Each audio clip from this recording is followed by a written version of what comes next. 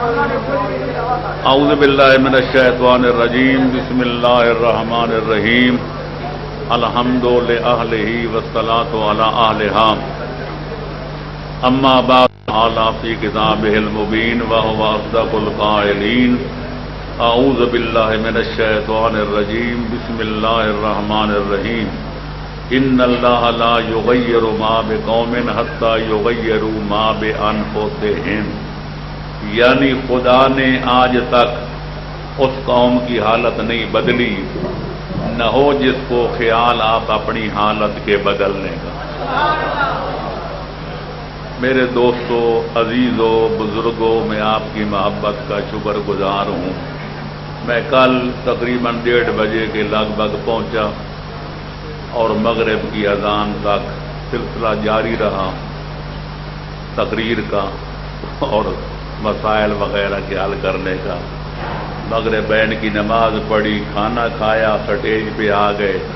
10 بجے تقریباً فارغ ہوئے، پھر سو گئے، پھر صبح سے لے کر اب تک میں نے رات اپنا فرض ادا کر دیا، اور آج اور کل کی جو نشست میری ایک نشست نہیں پتنی 20 نشستیں بنتی ہیں، اب تو میں ان کے اصرار پر حاضر ہو گیا ہوں کہ چند منٹ خطاب سے چند منٹ بلکہ 2.5 منٹ 3 منٹ کے لیے دعا، تو اس کے بعد میں چاہوں گا کہ بدلے ہوئے حالات میں آپ انشاءاللہ دن کے اجالے میں خیر و عافیت کے ساتھ اپنے اپنے گھروں کو تشریف لے جائیں، ورنہ آپ کو پتہ ہے مولوی صاحبان تقریر کرنے کو بڑے ماہر ہوتے ہیں، کیونکہ بولنا آسان ہوتا ہے تو عمل کرنا مشکل ہوتا ہے۔ اور اقبال نے بھی کہا تھا، اقبال بڑا اپدیشک ہے، من باتوں میں موہ لیتا ہے، گفتار کا غازی تو یہ بنا، کردار کا غازی بن نہ سکا۔ 2 طبقے بڑے مشہور ہیں، ایک شعراء، اللہ قرآن میں فرماتا ہے یقولون ما لا تفعل یا ما لا یفعلون، شاعر کہتے وہ ہیں جو کرتے نہیں ہیں۔ تو شاعر بھی بدنام ہیں کہ وہ کہتے اور ہیں کہ کرتے اور ہیں، تے مولوی صاحبان بھی مدتوں سے بدنام ہیں۔ حافظ شیرازی نے آج سے 800 سال پہلے 7ویں صدی میں کہا تھا، واعظاں کی جلوہ بر محراب و ممبر می کو نام روند آکار دیگر می کو نند، کہتے واعظین کے مقررین کے جلوے دیکھنے ہو تو سٹیجوں پہ دیکھو، سٹیجوں پر اور جلوے دکھاتے ہیں تے خلوتوں میں جا کر اور کرتوت بھی فرماتے ہیں۔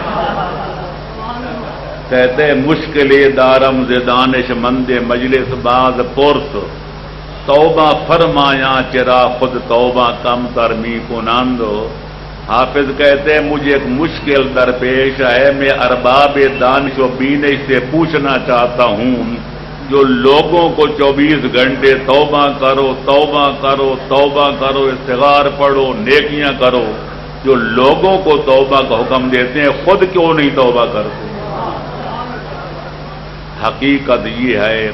میری دیانت دارانہ رائے ہے جو سٹیج پہ کہتا ہوں بلا خوف رد کہتا ہوں۔ قائد صاحب جو خطاب کر کے گئے ہیں وہ بھی آپ نے سنا، باقی مقررین کی تقریریں بھی سنی، حالات خود آپ کے سامنے ہیں۔ الف سے لے کر یہ تک ہماری قوم میں جو علمی، عملی،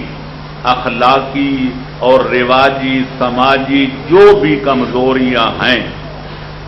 اس کا سبب صرف یہ ہے کہ سٹیج نااہلوں کے قبضے میں چلا گیا ہے۔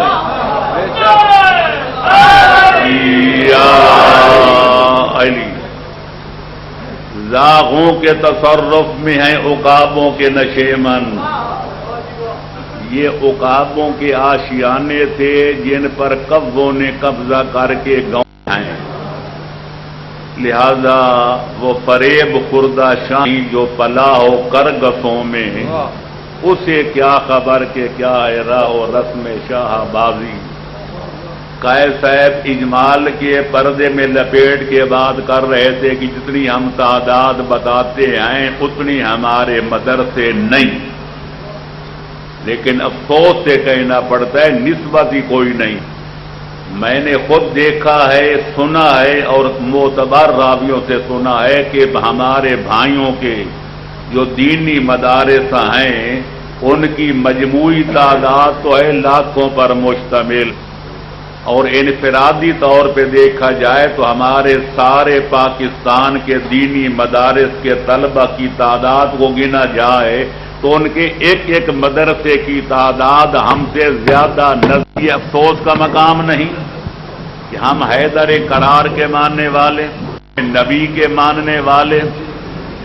اس حیدر قرار کے ماننے والے یہ جو لوگوں کو پکار پکار کے کہتے تھے سلونی سلونی قبل ان تفقدونی، اور لوگوں جو چاہو علی سے پوچھو، آسمان کے بارے میں پوچھو یا زمین کے بارے میں، مجھ سے پوچھو میں بتاؤں گا کہ کون سی آیت آسمانوں کی بلندیوں پر اتری ہے اور کون سی آیت زمین کی پستیوں پر اتری ہے۔ میں بتاؤں گا کہ کون سی آیت مکے کے پہاڑوں پہ اتری ہے اور کون سی آیت مدینے کے سبززاروں کے سناٹے میں کون سی آیت اتری ہے، دن کے اجالے میں کون سی اتری ہے۔ میں بتاؤں گا کہ محکم کون سی ہے اور متشابہ کون سی ہے۔ میں بتاؤں گا کہ مطلق کون سی ہے اور خاص کون مقید کون سی ہے۔ میں بتاؤں گا کہ عام کون سی ہے اور خاص کون سی ہے۔ سوال کرنے والوں تمہارا قد جواب حاضر پاؤ گے۔ اور آج ان کے نام لیواؤں کی علمی استعداد کا عالم یہ ہے کہ بی اے کا امتحان دینے والوں سے پوچھا جاتا ہے مومن کسے کہتے ہیں۔ ایمان کے ہم واحد ٹھیکیدار ہیں، باقی لوگ ہیں عام مسلمان، ہم ہیں علی کے غلام اور کل ایمان کے نام لیوے صاحب ایمان۔ تو پوچھا جاتا ہے مومن کسے کہتے ہیں، تو لڑکے لکھتے ہیں مومن خان مومن، دلی کے ایک شاعر کا تخلص ہے۔ مومن خان مومن جن کا ایک مشہور شعر ہے، ساری عمر تو کٹی عشق کے بتام مومن، آخری وقت میں کیا خاص مسلمان ہوگے۔ دوسرا سوال کافر کسے کہتے ہیں، جواب لکھتے ہیں لڑکے کہ کافر شاعروں کی اصطلاح میں محبوب کو کہتے ہیں، اسی کافر کو دیکھ کر جیتے ہیں جس کافر پہ دم نکلے۔ کلمہ کیا ہے، علی ولی کے دروازے کے دریوزہ گھروں پر کا لا الہ الا اللہ محمد پاک رسول اللہ علی ولی اللہ وسیع یا رسول۔ صلوات پڑھیں محمد وآل محمد پر اللہم صلی علی محمد وآل محمد۔ ایک عالم کے کسی آدمی جو ان کے مخالف تھا، اس نے کہا ذرا ان کو جا کے دیکھو، ذرا ان کو جا کے سنو۔ اتفاقاً جمعے کا دن تھا، وہ عالم جمعہ پڑھا رہا تھا، جب وہ پڑھ کے باہر گیا کہنے لگی آج پتہ چل گیا کہ ان کو 2 رکعت نماز پڑھنے کی بھی تمیز نہیں، پہلا رکوع پہلا قنوت رکوع سے پہلے کہ دوسرا رکوع پہلے کیا نام ہے وہ قنوت کے بعد۔ یہ بھی کوئی بات ہے، جس کو 2 رکعت نماز پڑھنا نہیں آتی وہ بھی عالم دین ہے، اس بیچارے کو آپ پتہ نہیں تھا کہ نماز جمعہ پڑھنے کا طریقہ کیا ہے۔ اور آج وہی عالم ہے، علماء پر عموماً اعتراض وہی کرتے ہیں جن کو خود دین کی الف بے کا علم نہیں ہے۔ تو لہذا معاف رکھنا، میں عرض کر رہا تھا کہ ساری خرابیوں کی جڑ ہمارا سٹیج ہے، جہاں سے علم کے درس ملنے تھے،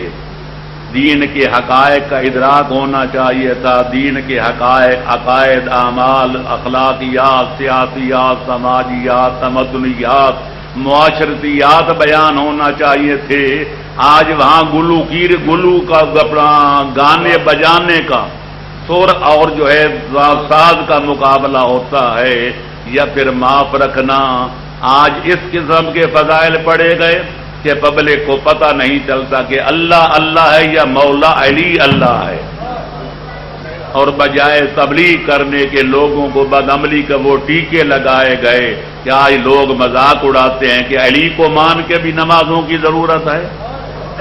زین العابدین کو مان کے بھی داڑھی کا بورڈ لگانے کی ضرورت ہے، طیبین اور طاہرین کو مان کر بھی روزے رکھنے اور گھٹنے رگڑنے کی ضرورت ہے۔ اللہ ہمارے حال پہ رحم کرے۔ اب جہالت ہے تو سٹیج سے پھیر رہی ہے، بد عملی ہے تو سٹیج اس کی ترویج کر رہا ہے۔ مومنوں کو منانا تھا تو آج لڑانے کا کام ہے تو وہ سٹیج انجام دے رہا ہے۔ میں کیا عرض کروں، ساری خرابیوں کی جڑ جو ہے وہ سٹیج ہے۔ لہذا اہل علم، اہل دین، اہل فکر، اہل دانش، اہل بینش متفق ہیں اگر قوم کی اصلاح کرنی ہے تو پہلے سٹیج کی اصلاح کی جائے۔ یا علی، شیعہ قوم ہر بندے کے پیچھے نماز نہیں پڑھتی، پہلے دیکھتی ہے کہ مومن ہے یا بے ایمان، پھر دیکھتی ہے عادل ہے یا ظالم ہے، عادل ہے یا فاسق ہے، نماز کے مسائلات اس کی صحیح ہے یا نہیں صحیح ہے، کیونکہ مقتدیوں کی نماز کی قبولیت کا دار و مدار پیش نماز پر ہے۔ میں پوچھنا چاہتا ہوں، مصلی کے لیے اتنا اہتمام کہ ممبر کے لیے اتنی بے اہتمامی کہ سٹیج حسینی میں حصہ سب کا؟ میں قوم سے چھوٹا سا سوال کرتا ہوں، 1400 سال سے جو ہمارا بھائیوں سے جھگڑا چل رہا ہے وہ ممبر کا ہے یا محراب کا ہے؟ ممبر کا۔ سبحان اللہ۔ ہم نے ہر دور میں یہی کہا اور کہہ رہے اور قیامت تک کہتے رہیں گے کہ جب افضل موجود ہو تو مفضول کو ممبر نبی پر قدم رکھنے کا کوئی جواز نہیں ہے۔ یہ واضح لفظوں میں کہہ دوں، ہم نے بنی امیہ کے دور میں کہا، ہم نے بنی عباس کے دور میں کہا، ہم نے سلجوقوں کے دور میں کہا، گردنیں کٹوا کے کہے، زبانیں گدی سے کھچوا کے کہا، اولادیں کٹوا کے کہا، جائیدادیں کرا کے کہا کہ جب علی جیسی ہستی موجود ہو تو کسی اور کو ممبر نبی پر قدم رکھنے کا کوئی جواز نہیں ہے۔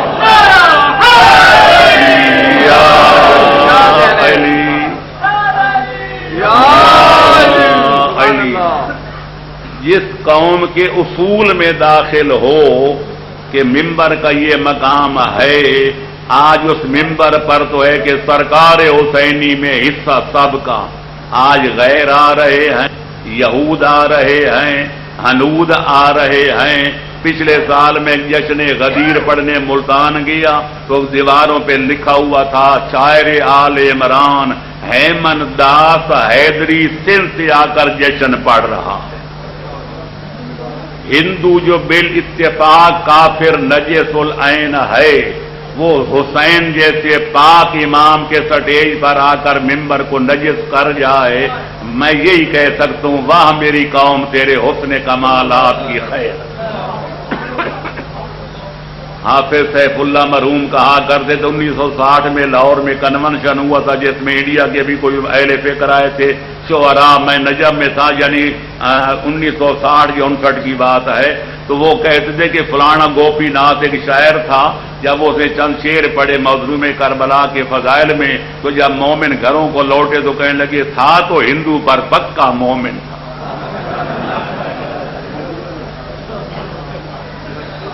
یہ ہے ہماری معرفت۔ صلوات پڑھو محمد و آل محمد۔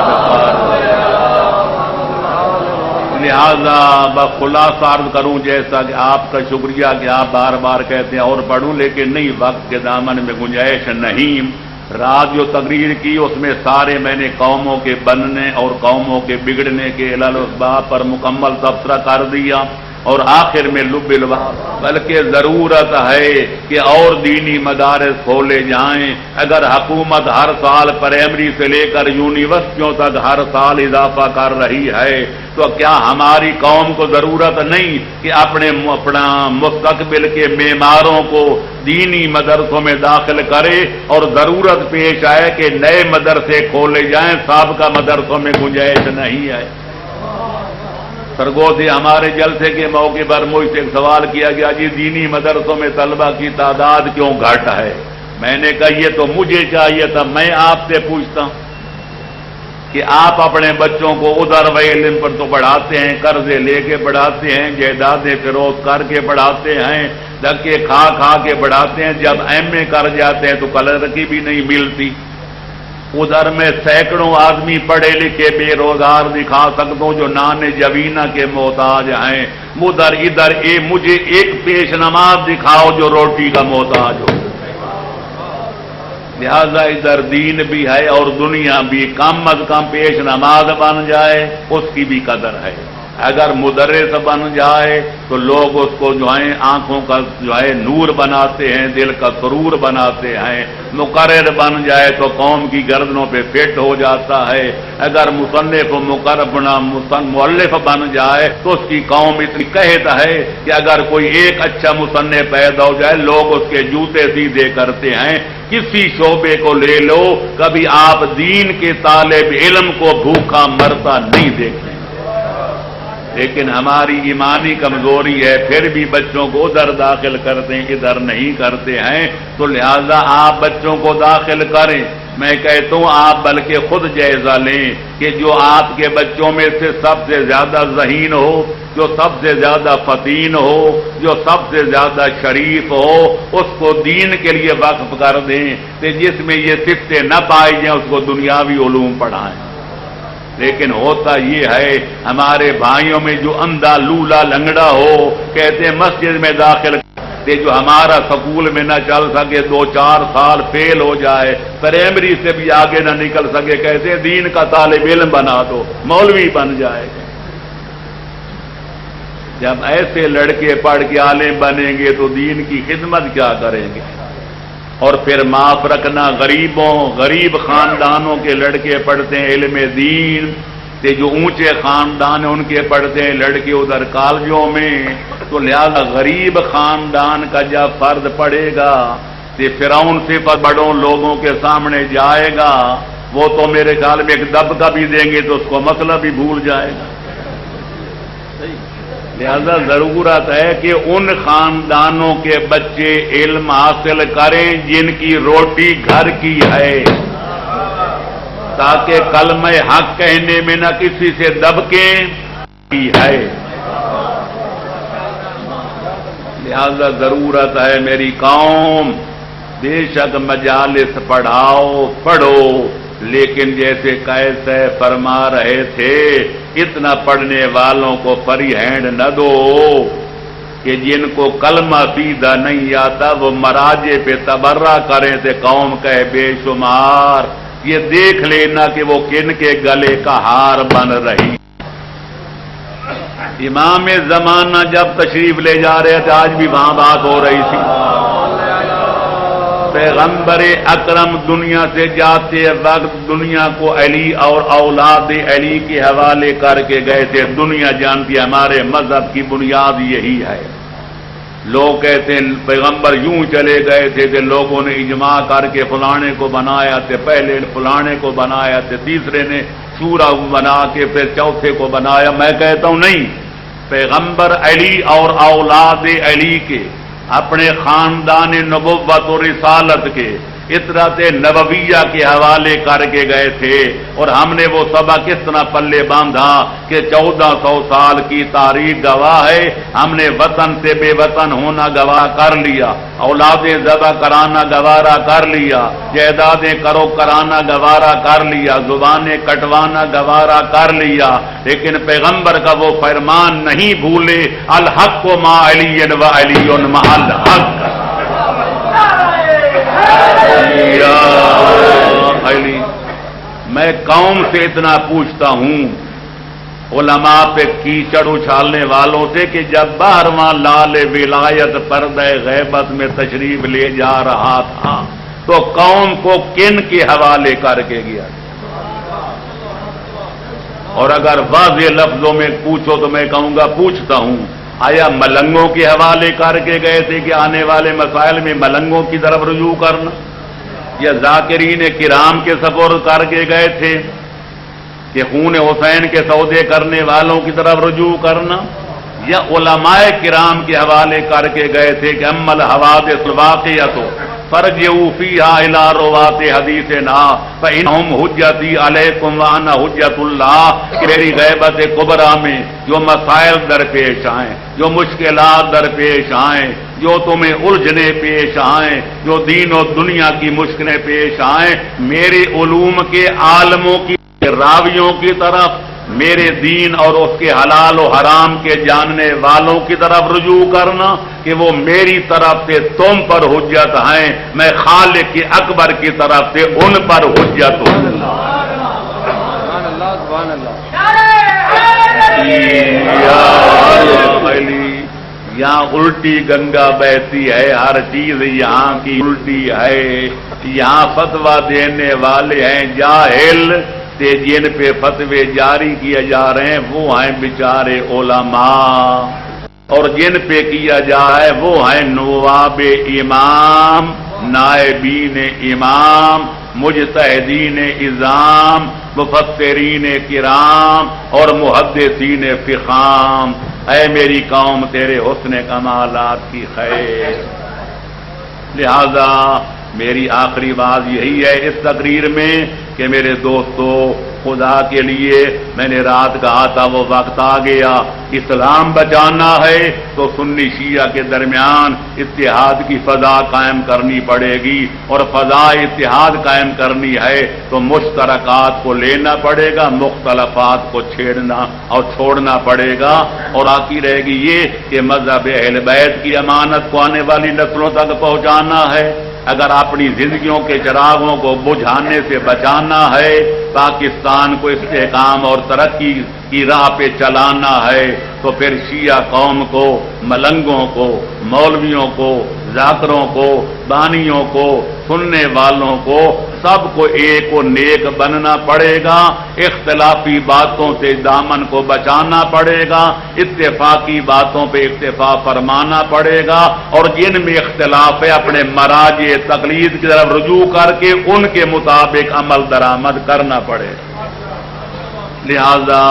اور آخری بات، عمل جو ہے، عمل سے زندگی بنتی ہے، جنت بھی جہنم بھی، یہ خاکی اپنی فطرت میں نہ نوری ہے نہ ناری ہے۔ کوئی بیمار امریکہ چلا جائے، افریقہ چلا جائے، چائنا چلا جائے، رشیا چلا جائے، انگلینڈ چلا جائے، اور چوٹی کے ڈاکٹروں کا جا کر بورڈ بٹھائے کہ اپنا علاج معالجہ فرمائے، تے تشخیص و تجویز کرائے، نسخہ لکھوا کے واپس آ جائے، آنے کا فائدہ نہیں ہوگا جب تک دوا استعمال نہیں کرے گا۔